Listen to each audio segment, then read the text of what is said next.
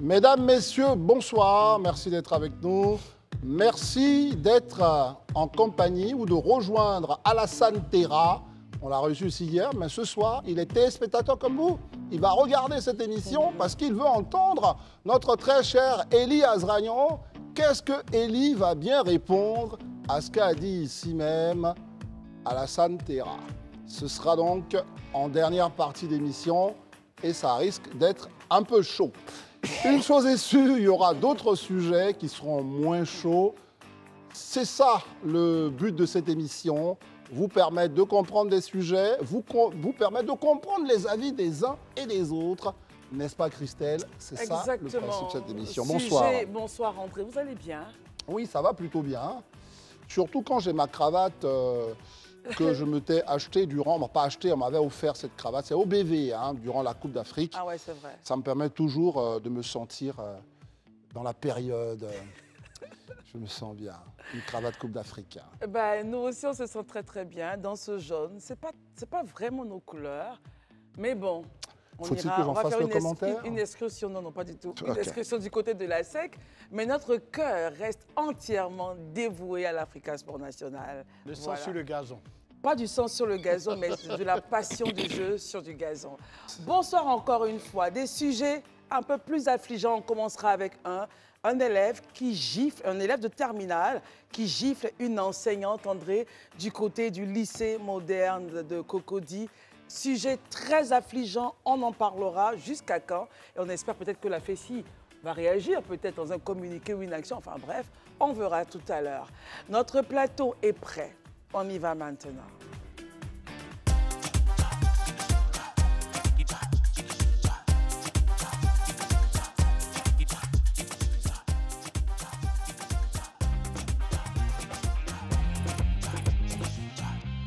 Nous sommes dans l'enceinte du lycée moderne de Cocody où l'enseignant n'est pas le roi, mais en tous les cas, il est le maître.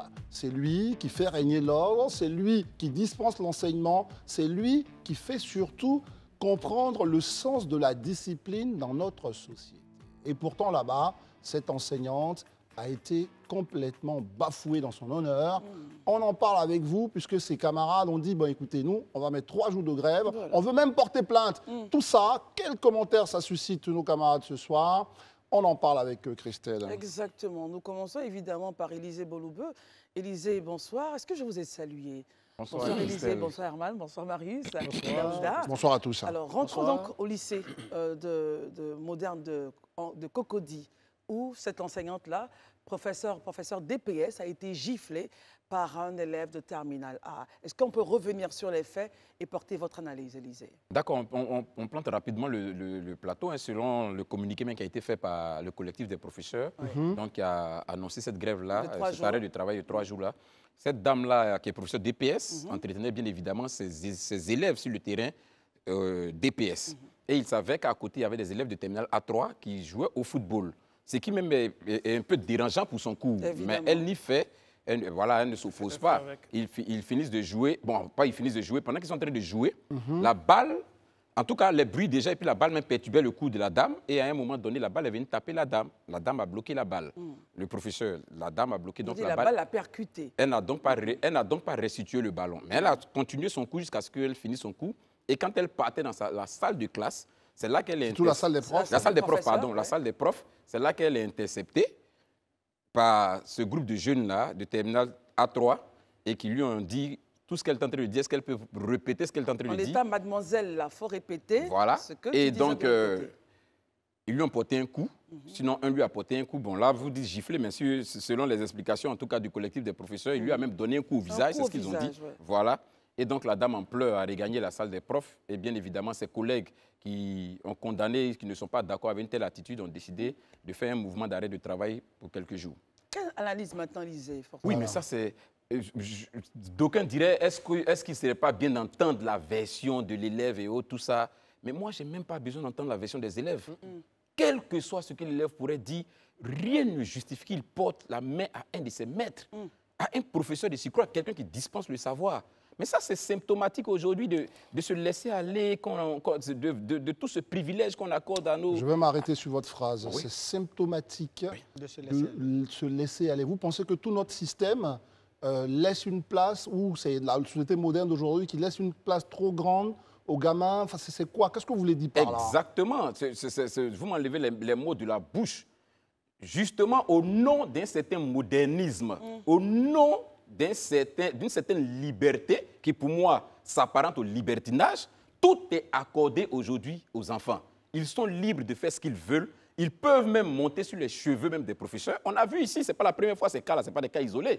Sur ces plateaux, on a évoqué, que ce soit même à l'intérieur du pays ou même à Abidjan, des faits similaires. Et ça devient de plus en plus récurrent. De sorte que les élèves aujourd'hui pensent qu'ils ont cette possibilité-là de faire ce qu'ils ont envie de faire. Moi, je prends un exemple simple. On me dirait encore on est rabat-joie, mais de vous à moi sur le plateau ici, repartons même à nos années collège ou à nos années lycée. Honnêtement dit, c'est vrai qu'on avait les mouvements syndicaux et autres, tout ça, mais des élèves qui vont se lever, porter main à un professeur comme ça, je ne dis pas que ça n'a jamais existé, mais c'était plutôt un scandale, je dirais, planétaire. C'était vraiment un tollé national à la limite. C'est des choses qu'on ne voyait pas comme ça, mais aujourd'hui, c'est devenu récurrent. Parce qu'au nom d'une certaine liberté, au nom d'une certaine culture, au nom d'une certaine, je dirais, droit d'émancipation qu'on voudrait accorder aux élèves, on leur permet de faire ce qu'ils ont envie de faire. Voilà le résultat qu'on récolte aujourd'hui, où l'élève est capable de porter main à son maître. Est-ce que Daouda a la même lecture qu'Élysée au nom de, voilà, comme il a dit, ou bien vous vous dites c'est un cas isolé, notre société, notamment la société éducative, n'est en rien menacée, c'est un élève qui a dérapé? Non, je m'inscris dans la droite ligne d'Élysée, parce qu'aujourd'hui, moi je pars du principe que nos sociétés aujourd'hui sont en pleine déliquescence. Quand on voit tout ce qui est en train de se passer, tout à l'heure, il a repris l'exemple de nos années lycée. Moi, je me rappelle encore, je salue au passage mon maître de CP, de CM1. Oui, M. Mori, il m'a vraiment marqué parce qu'il m'a frappé. Ah, mais attends, vous n'avez pas quand même... Non, il m'a frappé. Oui. J'ai été à la maison me plaindre. Vous avez fait quelque chose de mauvais. Bon, je n'ai pas bien révisé mes leçons. Il m'a battu. J'ai été à la maison me plaindre. Ma mère m'a battu. Elle m'a pris par la main, me ramené à l'école. M. Mori. M. Mori, s'il fait encore, battez-le. C'est vrai, je ne dis pas... C'était à une certaine époque, oui, je ne dis pas de ramener la chicotte, mais la symbolique de tout ceci. La symbolique de tout ceci. Pourquoi je dis cela? Parce qu'il y a quelque temps, je n'ai pas dit 1 an en arrière, il y a une parent d'élève qui est allée battre une éducatrice au lycée Sainte-Marie. Au lycée Sainte-Marie. Au motif qu'il y a eu des échanges d'argent entre sa fille et l'éducatrice. Donc, comme elles ne sont pas d'accord, elle a battu l'éducatrice. Donc, partant de ce principe-là, quand des parents d'élèves eux-mêmes vont jusqu'à porter main à des enseignants, mais quelle leçon voulez-vous donner à vos enfants quand on sait que le poisson pourrit par la tête? Et aujourd'hui, je termine sur ça rapidement, certains parents aujourd'hui pensent que l'école est le lieu où on doit éduquer leurs enfants. Eux-mêmes n'ont plus le temps d'éduquer leurs propres enfants. L'éducation même qu'ils doivent donner à leurs enfants est laissée pour compte. C'est les enseignants qui doivent éduquer leurs enfants. Et moi, je me dis, c'est tout ça qui nous amène à cela. Pour ce qui concerne l'élève de terminale A3 qui a porté main, pour moi, il doit être purement et simplement renvoyé de l'établissement, qu'on l'envoie dans un centre de rééducation, notamment à Bembresso. Le service civique. Le service civique, à Bembresso, pour aller faire 6 mois, 1 an, pour comprendre. Et après, parce qu'il ne faut pas le sortir du système comme ça. Après, parce que j'allais vous poser la question. La solution, bien sûr. Très bien. Herman, avant d'arriver à votre point de solution, comment est-ce que justement vous regardez ces faits-là? Est-ce que cela vous choque comme les autres amis sur le plateau? Oui, moi je pense que c'est ahurissant. Ce n'est pas que choquant. Ce sont des enfants et des élèves de terminale A3. C'est-à-dire qu'ils sont à la sortie, à la porte de l'université. Donc j'imagine que plus ou moins ils sont majeurs pour la plupart. Généralement, lorsqu'en Côte d'Ivoire ici, ils sont à 18 ans. Donc ils savent. En tout cas, il est à la limite. Il est à la limite. C'est-à-dire qu'aujourd'hui, ils sont plus ou moins conscients des actes qu'ils posent. Quand on dit cela, il ne faudrait pas toucher les enfants. C'est vrai que la chicotte, on s'en plaint. Mais regardons les sociétés modernes qu'on veut copier avec nos systèmes. Les sociétés modernes aujourd'hui, les gens n'arrivent pas à maîtriser eux-mêmes leurs propres enfants. Tu vois, aux États-Unis, il y a jusqu'à 35 formes d'harcèlement sur un enfant, sur un élève. Même le regard que tu lui portes, il peut aller se plaindre comme quoi c'est un harcèlement. Ce qui fait que l'enfant, il a tout pour lui. Moi, je disais souvent à mes élèves aux États-Unis que ce que vous faites là, pour m'amuser, je le fais ça vraiment en rigolant, pour ne pas que ça leur crée aussi un stress. Ça prête à confusion pour dire que je suis en train de harcèlement. Voilà. Je fais ça pour rigoler. Je leur dis, mais ce qu'on fait là, exactement comme Laouda l'a dit, on me chicote, maman vient, elle va me chicoter elle-même, et elle demande qu'on me chicote. Donc à tous les niveaux, il y a ça. On ne dit pas que de revenir comme Laouda, on ne dit pas revenir sur ses propos. Mais il ne faudrait pas que... Parce que les enfants des sociétés modernes n'ont pas les mêmes approches que nous, n'ont pas les mêmes environnements que les nôtres.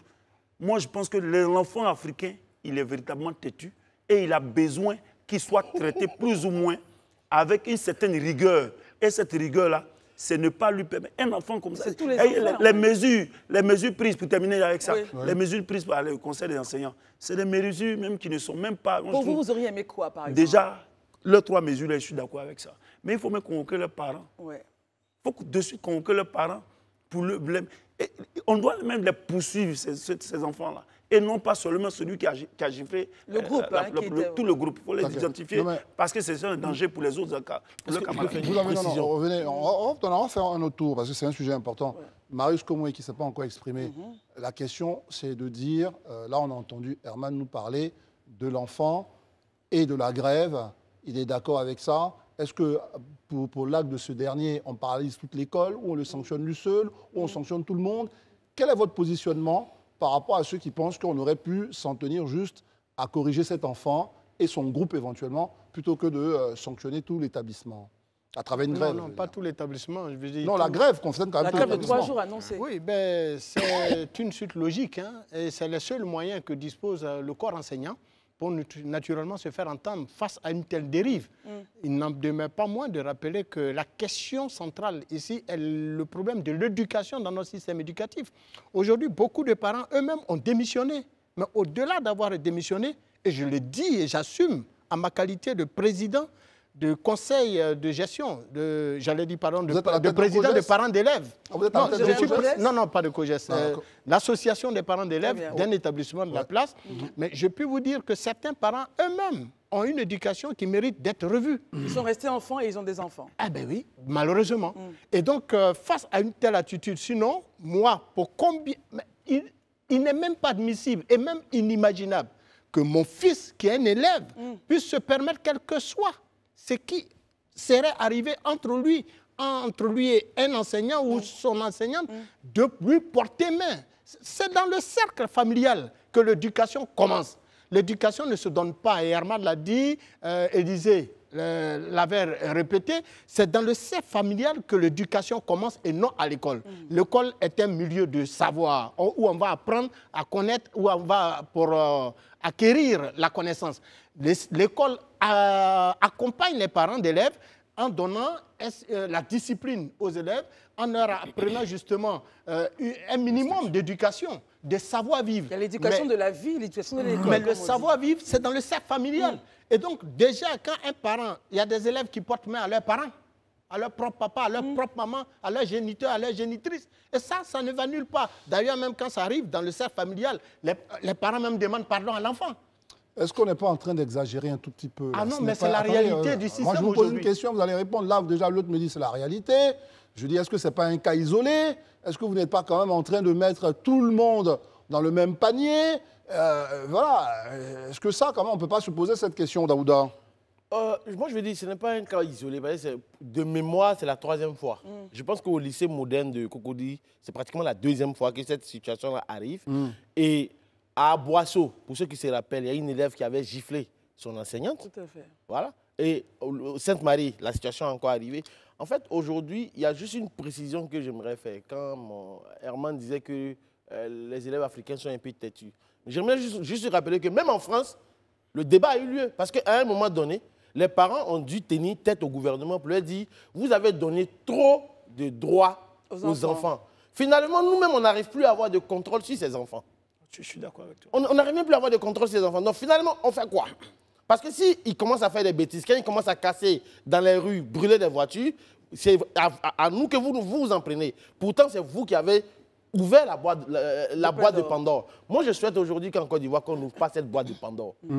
Sincèrement, on me dira que je suis grégaire, je suis rétrograde, mais sincèrement, je souhaite que la chicotte puisse revenir. Clairement et purement. Non, c'est mon opinion sur la question. Alors, Herman, Daouda estime que la chicotte devrait revenir, mais au-delà de cela, quelle est la psychologie aujourd'hui de l'élève? Est-il devenu parent avant le temps? Marius parlait des parents qui sont restés enfants, mais qui ont des enfants. Comment on recalibre tout ça pour une Côte d'Ivoire meilleure? Je pense que tant que les parents ne joueront pas leur rôle, d'abord, c'est dire que l'enfant, ils vont se débarrasser de leurs enfants en les envoyant à l'école. Ce n'est pas les enseignants, ce n'est pas l'école qui transforme l'enfant. C'est quoi le rôle du parent? Le rôle du père, c'est le rôle des parents, la mère, enfin, tout l'environnement de l'enfant à la maison, c'est de lui emmener des valeurs. Parce qu'à l'école, les gens sont beaucoup plus portés sur les différentes thématiques, le curricula. Mais à la maison, c'est la base. Si ton enfant, tu lui laisses certains droits à la maison, il ne va pas respecter les autres dehors. Comment est-ce que toi-même, les gens qui viennent, et les commentaires que tu fais avec tes enfants, quand ils ne sont pas là, toi-même, tes camarades, tes amis, c'est tout cela qui forge l'enfant. Et dehors, il est le reflet de toi, ce que tu penses à la maison dehors. Exactement. Donc, cet enfant qui a pu gifler, bastonner une professeure, c'est parce qu'il sait que ça, souvent, il le fait dans son quartier et que ça vient chez ses parents et ses parents peut-être le couvrent. Je ne dis pas que c'est tout le temps ainsi, mais les parents doivent pouvoir s'inquiéter de l'éducation de leurs enfants. Vous me dites, vous me rassurez, vous ne dites pas que c'est tout le temps ainsi, mais Élisée, justement, parce que tout le monde tape sur les parents, c'est bien beau, mais le rôle de l'école, c'est vrai, on a dit l'école a sa place à jouer, mais quand même, c'est le lieu où aussi on enseigne la discipline. Est-ce que l'école n'est pas de plus en plus faiblarde face justement à là où il faut tenir les élèves? Non, sur cet aspect-là, moi, je partage totalement cet avis. Je pense que quelque part, l'école a contribué à ce qu'on se retrouve dans ce schéma. Je m'explique. Vous savez, je retourne encore à nos années. Quand on était année, il y a des matières qu'on faisait qu'on appelait par exemple l'ECM. Ouais. Même quand tu étais encore plus au primaire, on parlait de sécurisme, d'éducation civique et morale.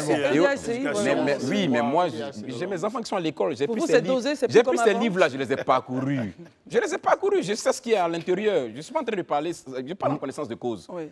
Reprenez vos cahiers d'ECM, du collège, ou bien même, quand vous étiez au primaire, vos cahiers de sécurisme et tout ça, et vous verrez que c'est diamétralement opposé à ce qui s'est fait aujourd'hui. Il y a un gap profond qui existe en réalité. Il faut qu'on ait le courage de reconnaître.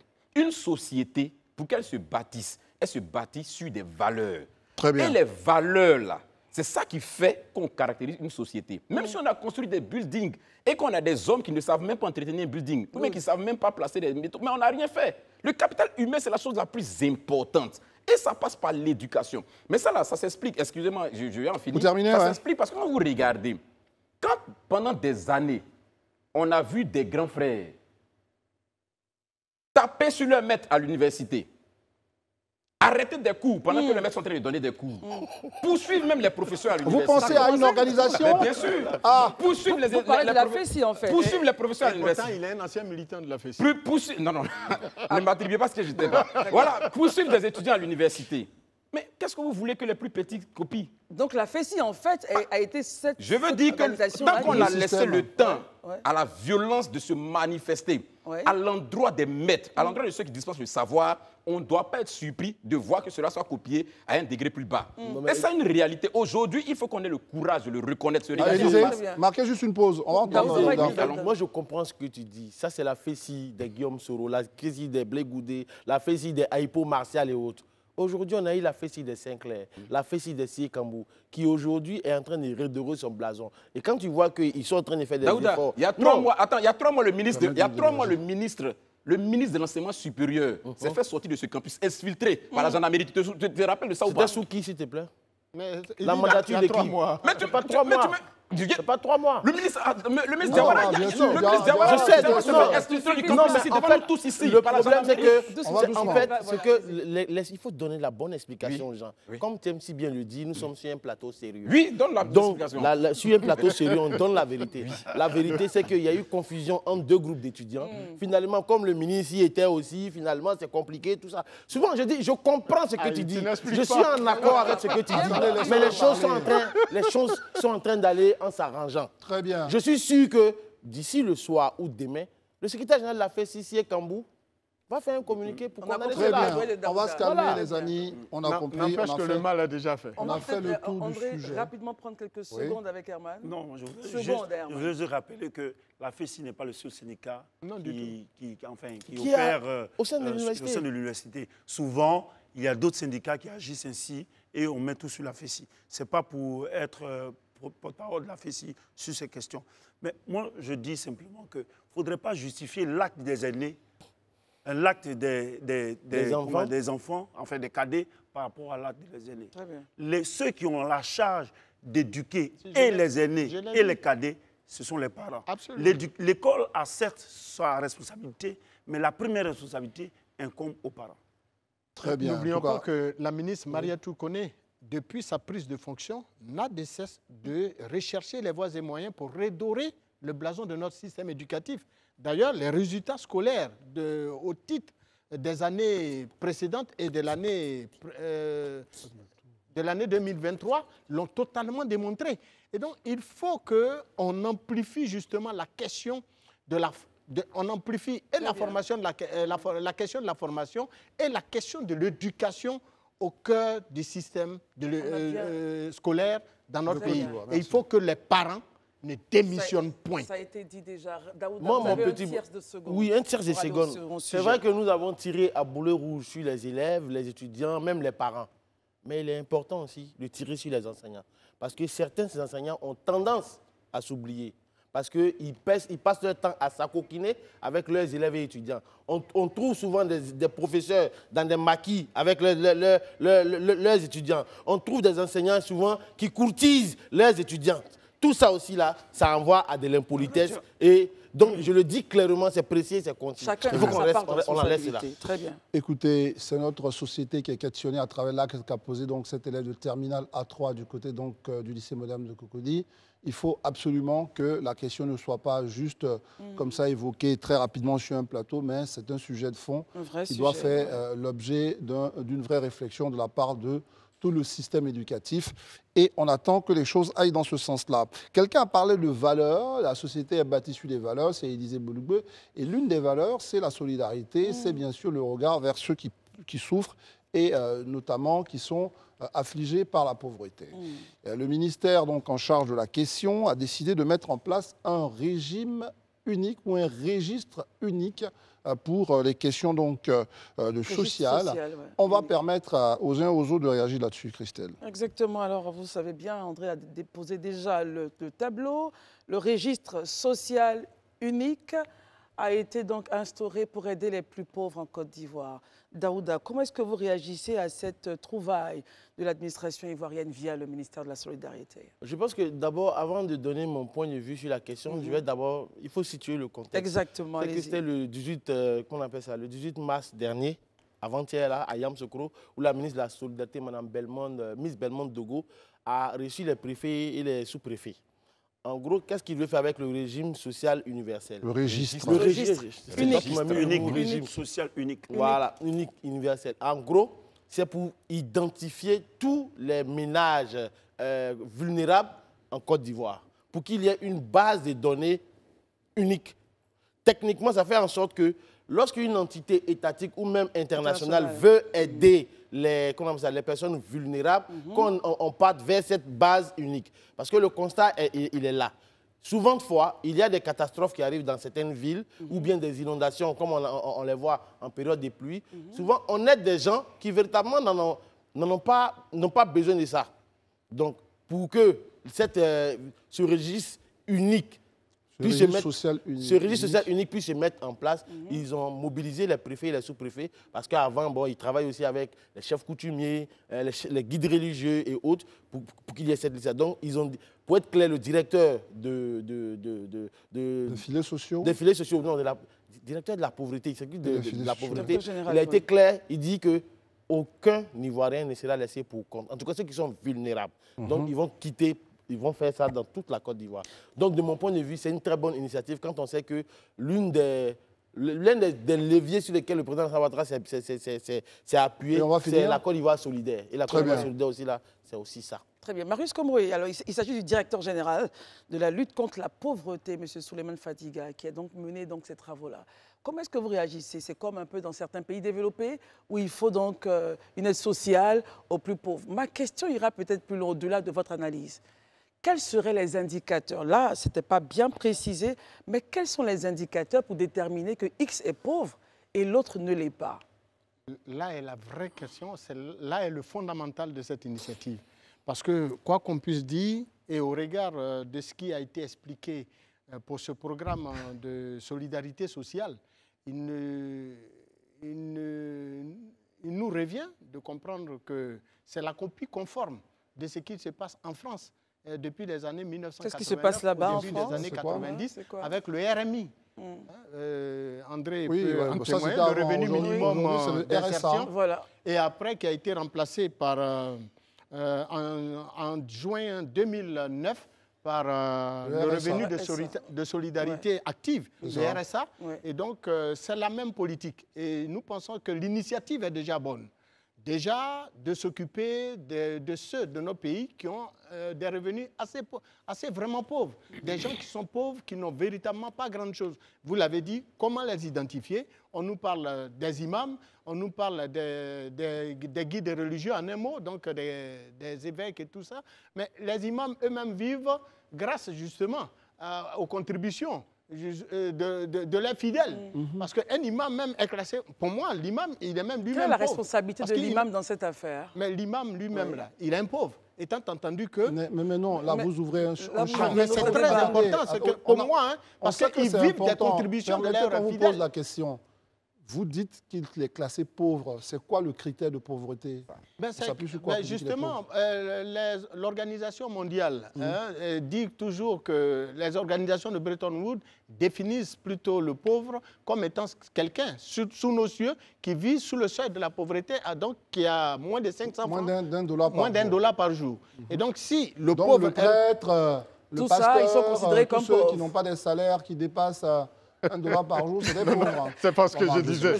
Et en plus, André, ça veut dire qu'in fine, puisque lui-même serait considéré comme pauvre, il ne pourrait donc pas désigner les vrais pauvres de sa communauté, si je comprends bien. Non, en vérité, il ne fréquente pas le domicile réel de tous ses fidèles, au point de savoir qui est pauvre, qui ne l'est pas. Lui, il les reçoit uniquement dans le cercle de la prière. Très bien. Donc, d'où la question de savoir, est-ce que cette méthodologie, elle est fondamentale, hein, vous avez dit tout à l'heure, qui doit présider avant, je vais dire que la Constitution se registre. Je pense que l'État a des chiffres avec l'INS, par exemple. exemple. Très bien. On va donc permettre à vos autres collègues d'y répondre. Élisée, la question fondamentale, du coup, c'est de savoir, est-ce que, selon vous, c'est la bonne approche c'est de constituer un fichier.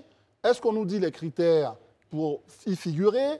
Est-ce qu'on utilise les bons interlocuteurs, etc., etc. D'accord. Merci en tout cas pour la question. Si vous permettez juste quelques précisions. Déjà, le RSI, c'est le régime social unique, a été adopté en Conseil des ministres en 2019. C'est ça. Voilà, en septembre 2019. Et donc, durant tout ce temps, il était question de mettre en place un mécanisme qui allait réfléchir sur les critères éventuellement. Parce que tout le monde peut se qualifier de pauvre. Hein. Voilà, sur quels critères on se qualifie? Parce que l'appui que le gouvernement veut apporter, ce n'est pas juste d'apporter un appui aux pauvres, mais aux pauvres et vulnérables. Parce que c'est deux choses. Quelqu'un peut être pauvre, mais ne peut être vulnérable. Merci de le Tout préciser. comme on peut être pauvre et vulnérable. Justement, Élisée, ce qui nous intéresserait, c'est d'avoir les indicateurs. Je suis en train d'arriver. Qui est pauvre et vulnérable? Je suis en train d'arriver. Les critères n'ont pas encore édictés. Justement, c'est le sens de l'atelier. L'atelier, il y a un comité qui a travaillé. Le comité va présenter ses travaux à l'ensemble des acteurs qui, eux, finalement, vont l'adopter et vont le rendre public pour que désormais, vous et moi, sachions en réalité qui mérite le soutien de l'État parce que qualifié de pauvre et vulnérable. Voilà le sens de l'atelier. Donc ça, c'est une très bonne démarche que le gouvernement entreprend. Absolument. Ça, c'est quelque chose à saluer. Parce que comme le document le dit, s'il vous plaît, permettez juste de lire. Allez-y, je vous en prie. Le RSU, c'est-à-dire le régime social unique, est un système d'information et de gestion des données permettant d'identifier à partir de variables socio-économiques l'ensemble des ménages pauvres et vulnérables potentiellement éligibles aux différents programmes de protection sociale et de lutte contre la pauvreté sur l'ensemble du territoire. Vous savez qu'il y a le PS-Gouv qui a été adopté en 2022, qui doit s'étendre sur 2024. Qui sont ceux en réalité qui doivent être éligibles à ce PS-Gouv?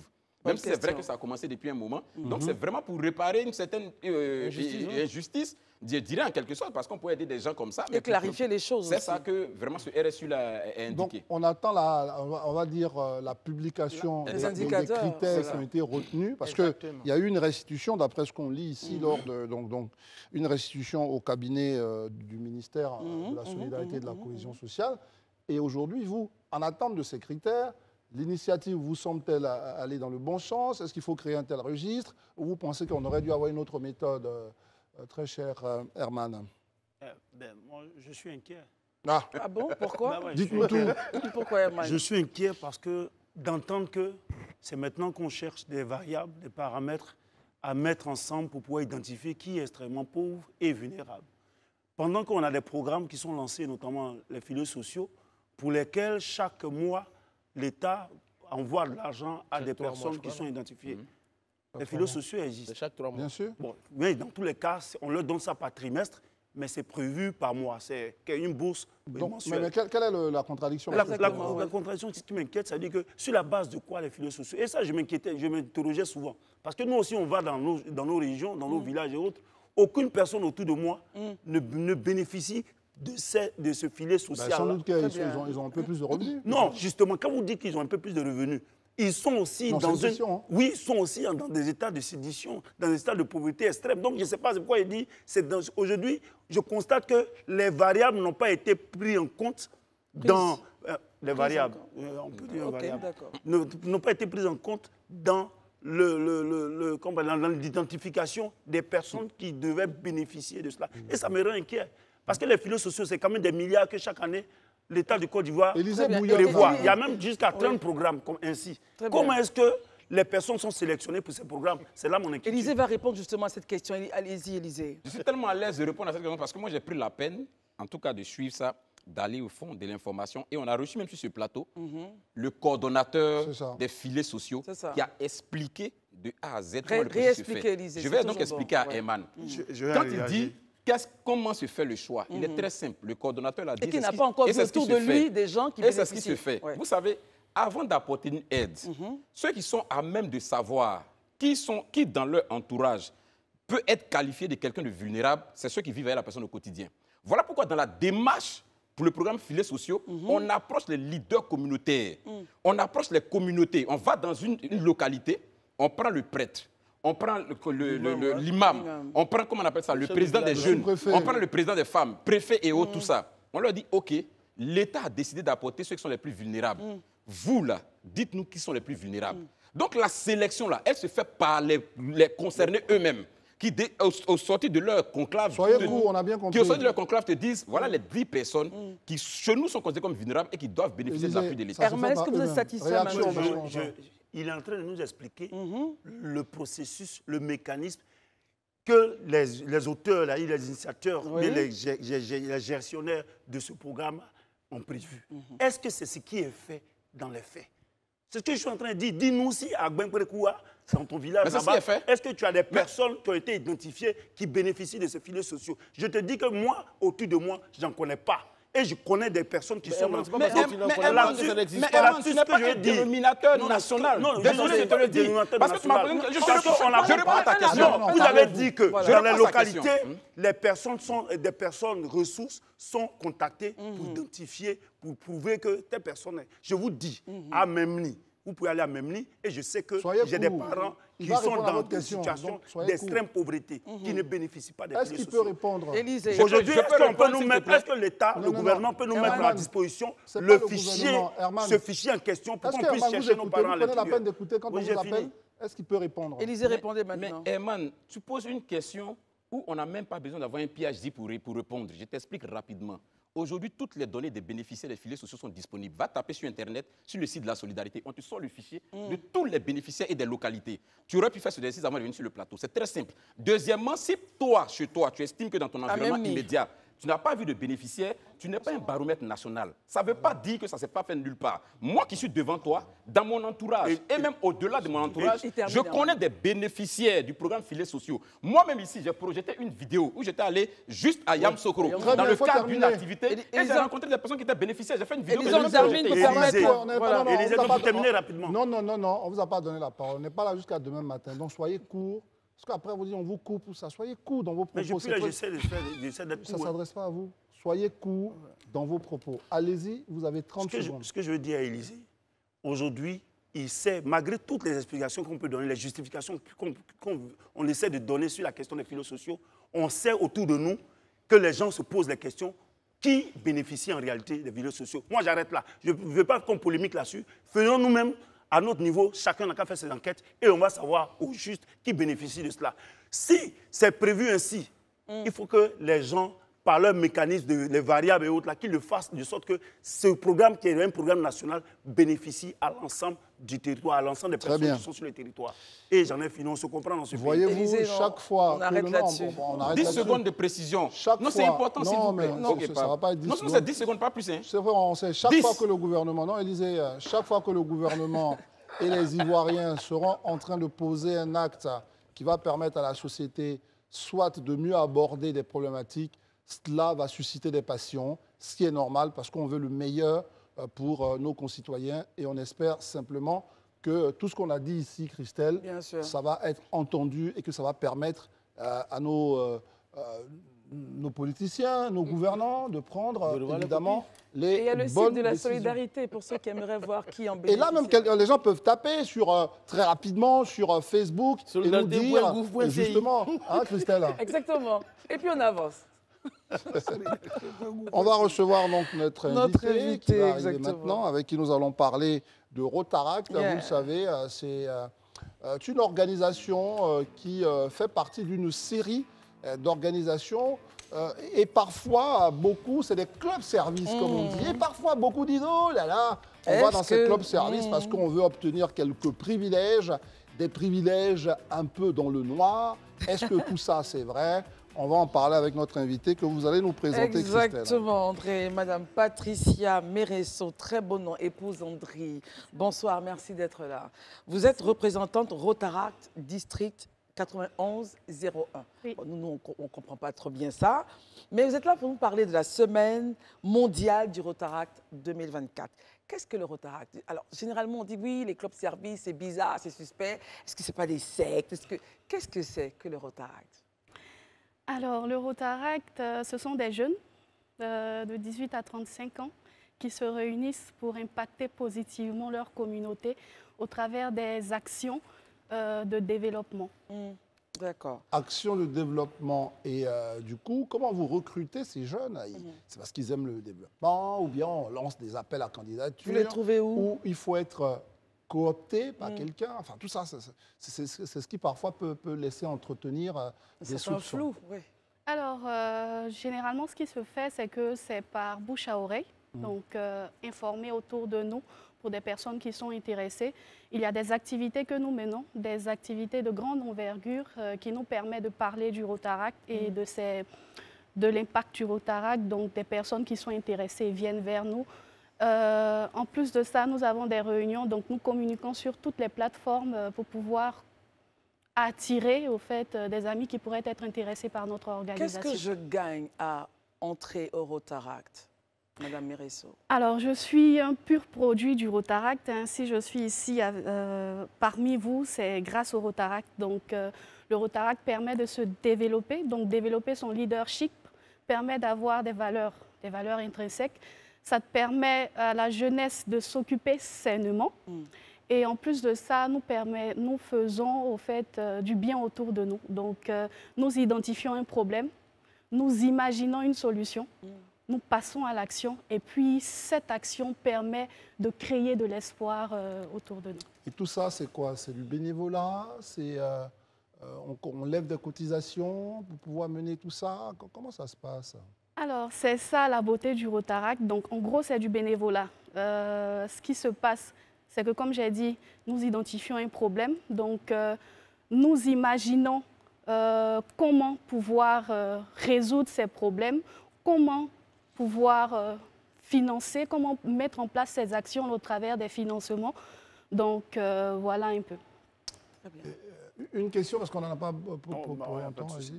Madame Patricia Meresso-André, mais alors pourquoi, que répondez-vous à ceux qui pensent que les clubs de service comme Rotary, Rotaract, Lions Club et autres sont des pépinières, je veux dire, des endroits où les gens vont recruter pour entrer dans des groupes comme les Illuminati, les noms, les francs-maçons et autres.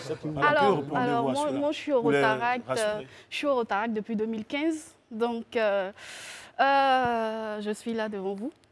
Mais on s'en renseignait. Donc, non, elle avait répondu, c'était pas non, parce que le gros problème, au fait, c'est que les gens ne savent pas quelque chose. Quand vous ne connaissez pas des choses, vous vous imaginez des choses. C'est pour cela que depuis plusieurs années, nous venons, en fait, et nous posons des actions concrètes et nous invitons des amis à participer pour pouvoir voir un peu de manière concrète les actions que nous menons. Allez-y, pour terminer. Madame, la semaine mondiale du Rotaract, cette semaine-là, elle sera meublée de quoi? Parce que moi, j'ai bien envie d'y participer. Cette secte-là, je vais y aller. Je vous invite. Non, je serai là. Mais ce n'est pas une secte. Au fait, bon, c'est déjà passé. C'était la semaine dernière. Oh là là. Donc là, moi, je gère 10 pays. Donc, les actions qui ont été menées ici ont été menées dans ces 10 pays. Donc, pour ce mandat, on parle de santé mentale. Donc, on a eu à faire des formations sur la santé mentale. On a eu à faire des activités de camaraderie. On a eu à faire des événements sportifs. Donc, par exemple, au niveau du Sénégal, on a eu à faire une randonnée. Au niveau de la Côte d'Ivoire, précisément à San Pedro, on a eu à faire un marathon et je pense que j'ai perdu 2 kilos. C'est une bonne nouvelle, oui. C'est les 42 km. C'est une bonne chose. Non, pas 42, moins que ça, mais bon. Bon. On termine avec vous. Comment vous créez, quand vous dites ça, tout ce que vous faites, vous dites, nous créons, ce que je vois sur vos documents, nous créons de l'espoir dans le monde. Et tout ça, ça se traduit comment? Beaucoup de jeunes deviennent différents. Parce que tout à l'heure, on parlait d'école. On regarde différemment la société parce qu'ils sont engagés dans le Rotaract. Leur vie de famille est différente de leur vie professionnelle. Comment vous créez cet espoir et comment vous impactez la société? Alors, comment nous créons de l'espoir dans le monde? Déjà, nous, Rotaractiens, nous sommes des jeunes. Donc, comme je l'ai dit, nous nous occupons sainement. Et aujourd'hui, un Rotaractien est garant en fait des bonnes valeurs du Rotary international. Donc, il y a déjà ça. Ensuite, nous impactons notre communauté. Plusieurs actions sont menées, telles que selon nos axes stratégiques, parce que nous travaillons selon des axes stratégiques précis du Rotary international, donc qui part de la santé à l'environnement, à l'économie, donc plusieurs axes que nous touchons au travers de ces actions. Très bien. Alors, c'était donc du 11 au 17 mars que l'activité a eu lieu, la Semaine mondiale du Rotaract. Merci beaucoup d'être venu et on sent que le Rotaract vous a bonifié. Vous avez une expression claire et vous n'êtes pas du tout paniqué par tout ce qui se passe autour de vous. Bravo. C'est une école de vie. C'est une école de vie, en fait. Oui, la preuve, là, nous préparons nos assemblées conférences du district. Alors, rapidement, l'assemblée conférence du district, comme je l'ai dit, c'est 10 pays. Donc, pour cette année, nous avons la chance d'avoir le gouvernorat. Donc, ici, notre gouverneur Abdoulaye Sanogo. Donc, nous organiserons à partir du 24 au 28 les conférences. Et là, nous réunirons 10 pays, donc 10 amis de différents pays. Et c'est ça aussi la beauté du Rotaract. C'est ça. Très bien. En tout cas, merci d'être venu. On a beaucoup appris, on apprécie vraiment tout ce que vous faites. Bonne célébration, en tout cas, continuez et puis continuez d'impacter, de donner de l'espoir. Merci. Et nous, on se retrouve juste après. À tout à l'heure.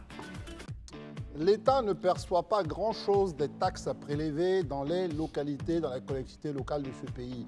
On dit même que l'État renonce à ces taxes tellement les collectivités n'arrivent pas à collecter de l'argent pour les caisses de notre pays. Et pourtant, quand il s'agit de débattre de la situation de ceux qui travaillent dans les collectivités locales, tout le monde a le regard tourné vers l'État pour amener l'argent. Alors, que dire, que faire eh bien, les différents membres des syndicats qui sont dans ces collectivités passent ici sur notre plateau pour donner leur point de vue. Christelle, hier, c'était Alassane Terra qui était là. Exactement. Il a parlé, il a dit des choses. Lui, il était assis, notre cher ami devant son Elie poste téléviseur. Azragnon. Ouais. Il a regardé tout ça et il bouillonnait. Aujourd'hui, c'est Alassane Terra qui va réagir à ses propos. Bon, on espère que le gate finira aujourd'hui. Ouais. Mais vous êtes M. Elie Azragnon. Et vous n'êtes pas d'accord avec certains propos tenus par M. Alassane Terra hier. Il faut dire que vous êtes le secrétaire général du syndicat national des agents des collectivités de Côte d'Ivoire. Et vous êtes le porte-parole de l'intersyndicale. La revendication des agents des collectivités locales, deux visions s'opposent face à la tutelle. Première question. La grève suscitée il y a 2 semaines, avez-vous pris part à cette grève, monsieur le secrétaire général? Merci. Nous n'avons pas pris part à cette grève pour des raisons évidentes. Lesquelles? On va rentrer tout de suite dans le débat. Allez-y. Nous sommes venus restituer les faits parce que l'histoire est un témoignage. Et l'histoire est têtue. Très têtue. Nous pensons que les agents des collectivités territoriales de Côte d'Ivoire sont la grande victime de toute cette situation. Pourquoi? Vous savez que dans le recrutement, dans le principe de recrutement, c'est les maires et les présidents du conseil régionaux qui recrutent directement. C'est ça. Donc les agents sont exposés.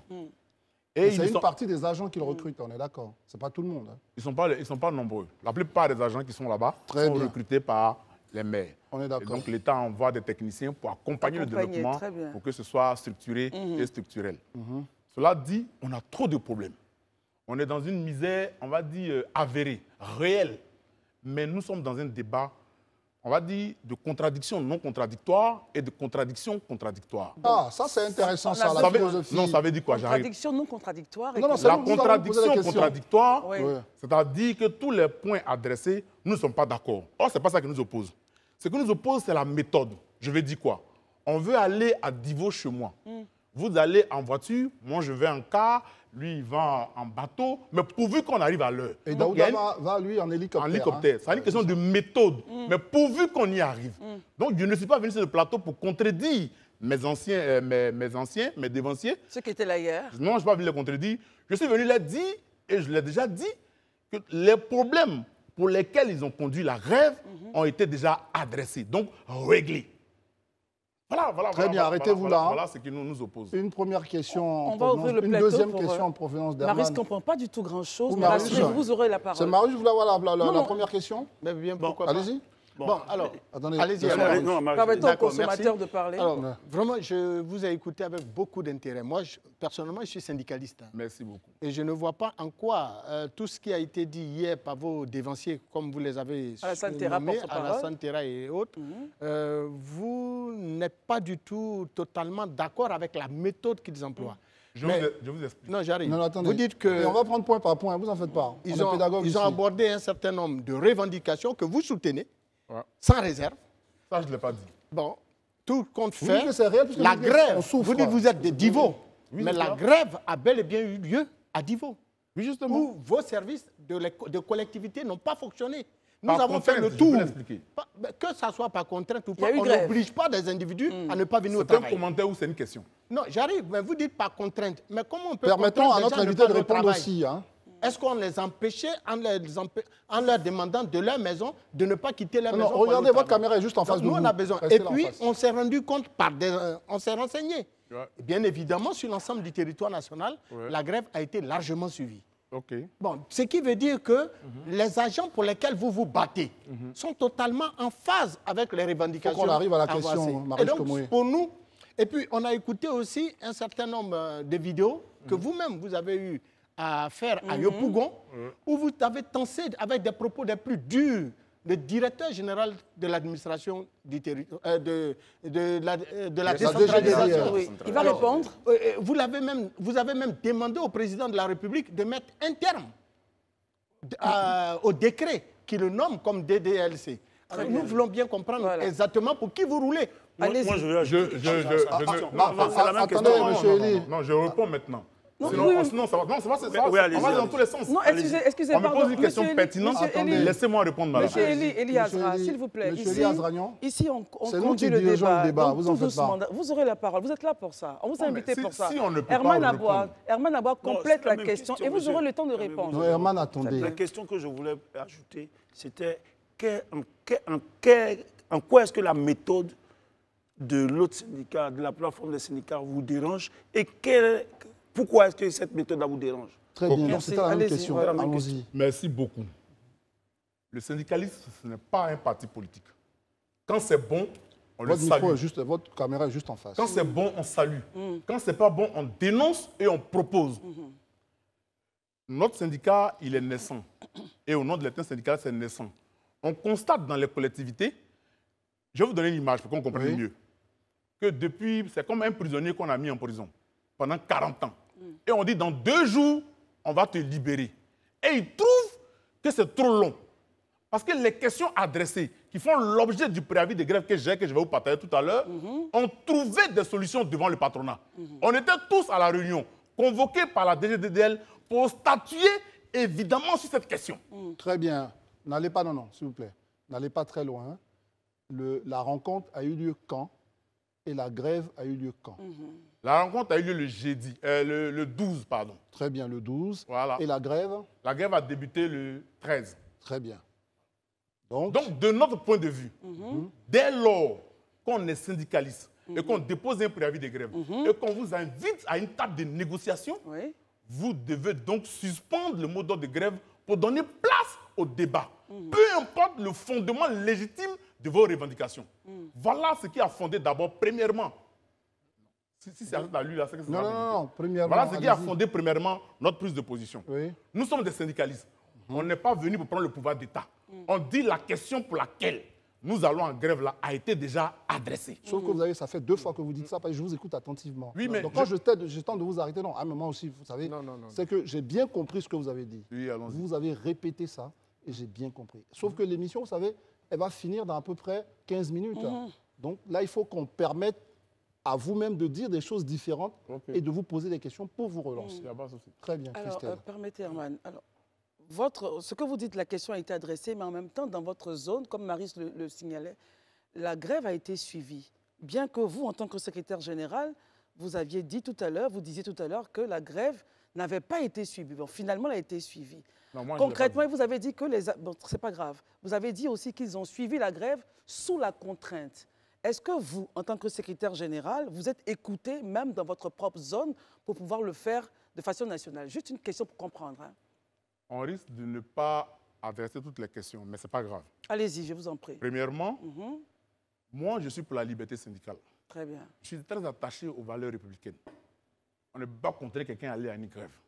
Il faut l'amener, il faut le convaincre, il faut le séduire, montrer la nécessité. Par exemple, ce qu'on a constaté, la grande muette dans nos collectivités, c'est la police municipale. Elle a besoin d'être réformée. Elle a trop de préoccupations. Elle a besoin d'être adressée. Elle a besoin de situations. Mais malheureusement, vous savez que le principe du recrutement là-bas se fait quand quelqu'un a couru devant la voiture d'un maire ou d'un élu. Une fois il est élu, on les jette là-bas. Donc nous, on pense qu'il y a une réforme à faire. Nous, on pense que la méthode qui amène à la grève n'est pas forcément... la grève n'est pas forcément l'objectif.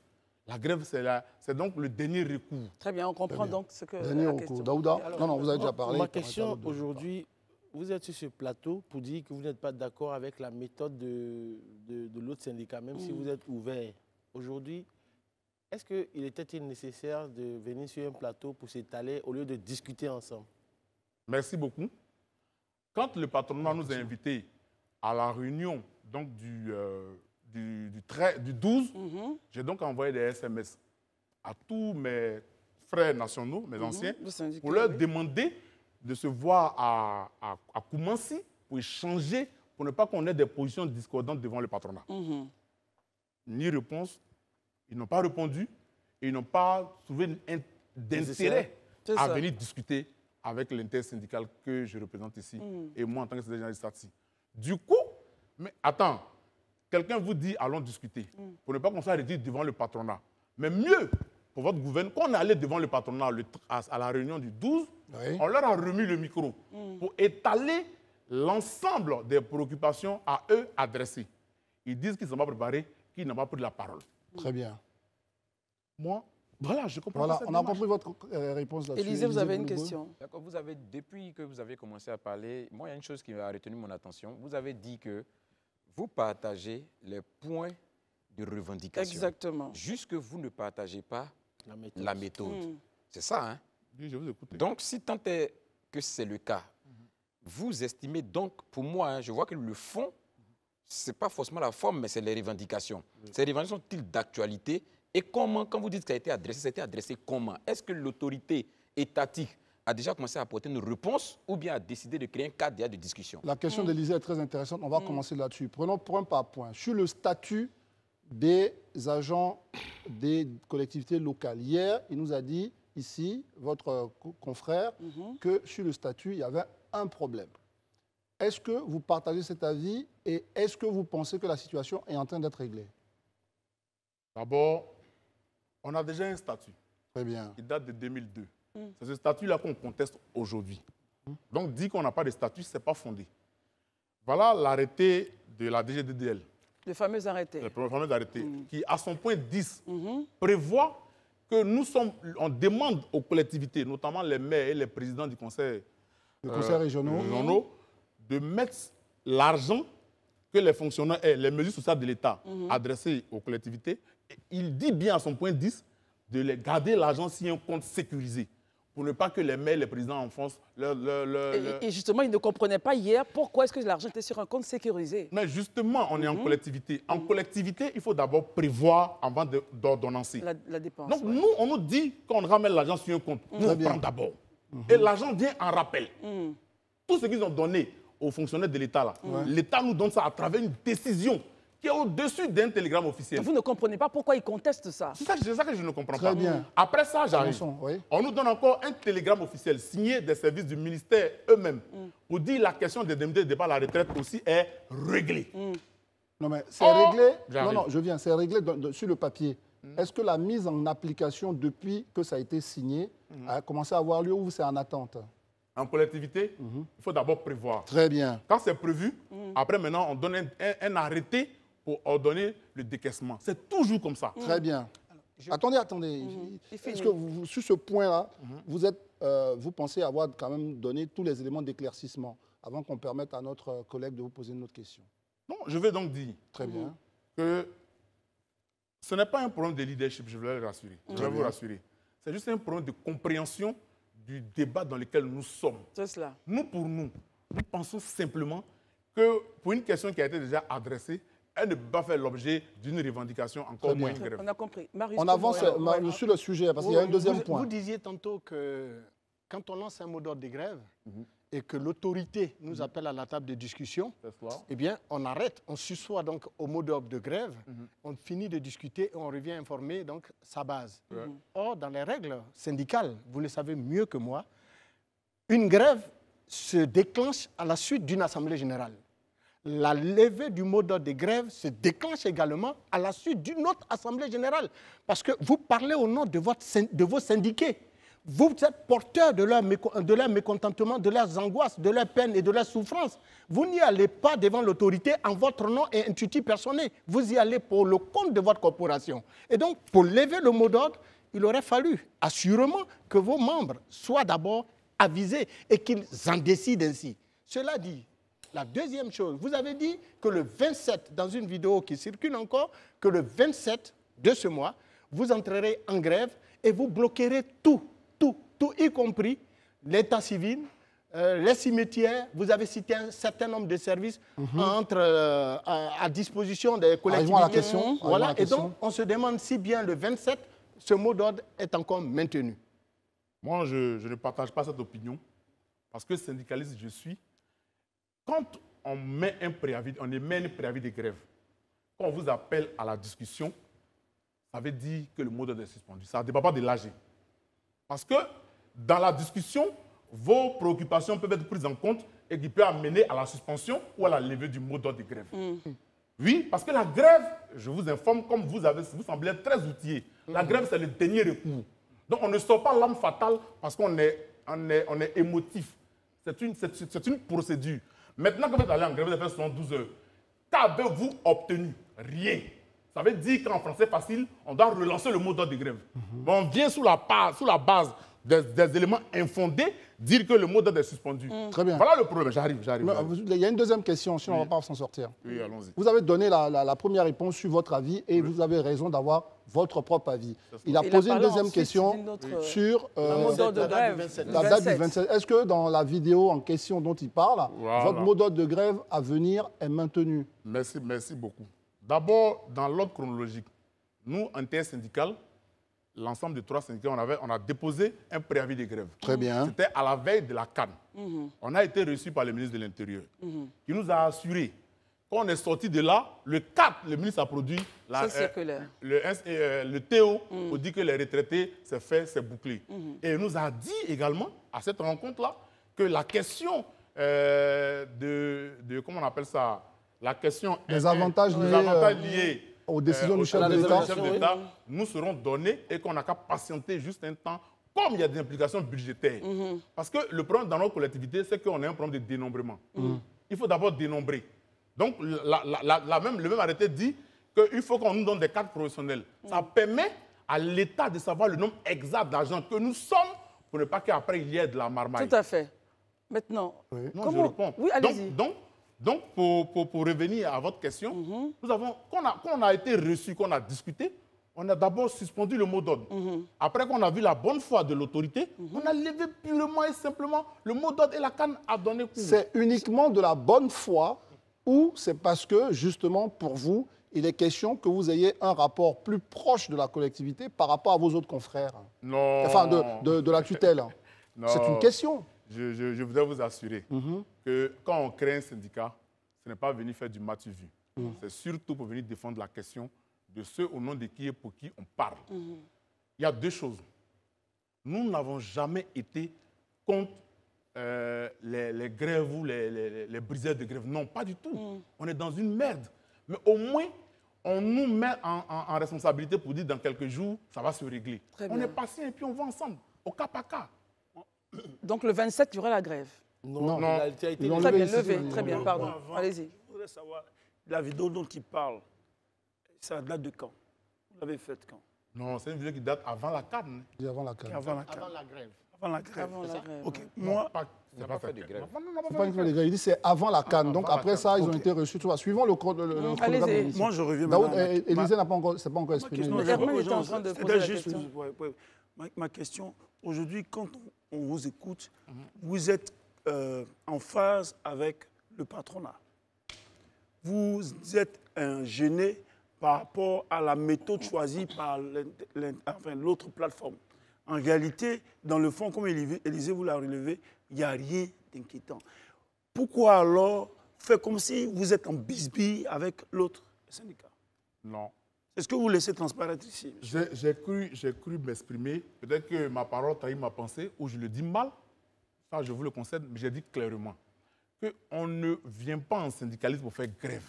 On peut faire des propositions. Le problème que tu poses, on te dit que ce problème-là a déjà trouvé une esquisse ou une solution. Pourquoi donc aller en grève pour un problème qui semble ou qui a été réglé? Parce qu'en collectivité, il faut d'abord prévoir avant d'ordonner. Est-ce que vous allez échanger entre vous et l'autre syndicat? Je vous fais l'amitié. C'est l'intersyndical. L'intersyndical, oui. Demandez à mon grand frère. Je lui ai fait l'amitié avec l'ensemble de mes camarades de lui rendre une visite surprise dans son bureau. J'ai même les images pour lui dire, grand frère, mettez-vous devant, on sera derrière. Mais vous savez que dans notre milieu, il y a beaucoup de méchanceté.